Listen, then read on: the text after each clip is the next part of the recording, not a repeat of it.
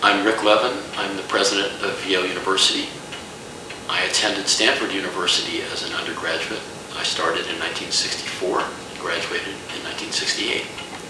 I grew up in San Francisco, California, and lived there till I finished college, actually. Only in 1970 did I finally come to New Haven. My earliest memories are my mother reading stories to me. Hearing that there were great things to learn in books, that there were wonderful stories to be told, and so I think when one's read to as a child, one tends to get interested in thinking there might be a lot to learn from reading books. Well, I went to Stanford, which is a wonderful school, one of the top 5 or 6 universities in the world, and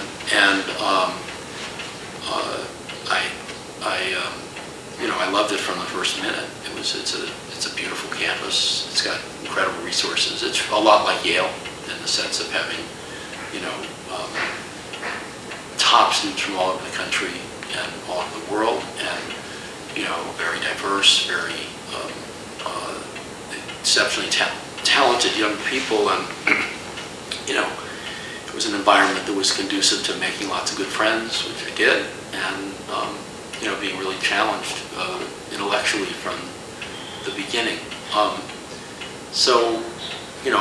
It's had a very positive impression, and in fact it was, I decided to become a college teacher because my experience in college was so positive.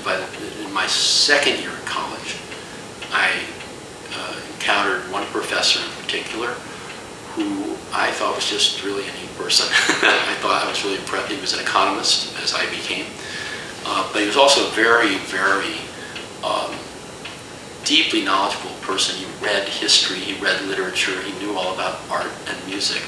And I just thought, boy, this is a great life. This man gets to teach really bright students. He gets to do research on important issues of public policy.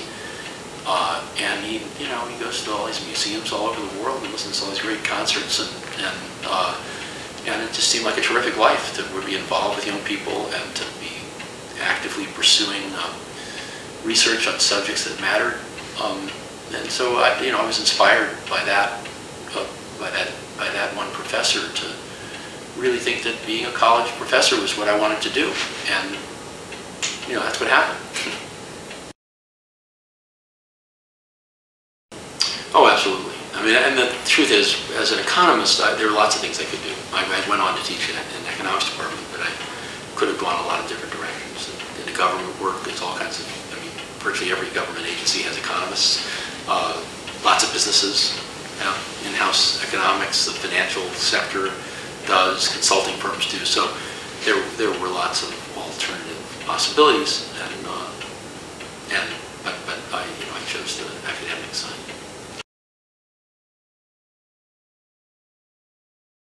Well, I think the key pieces of advice are really sort of several related points. One is, it's really hard to get anywhere in the world and and have a comfortable life and be successful if you don't apply yourself.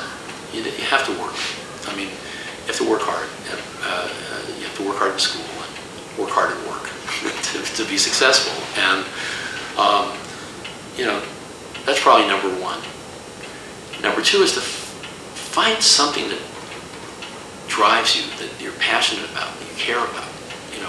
If you're just going through the motions, you're working at school because you have to, you're doing a job because you have to, you're never going to do quite as well as when you get something that excites you.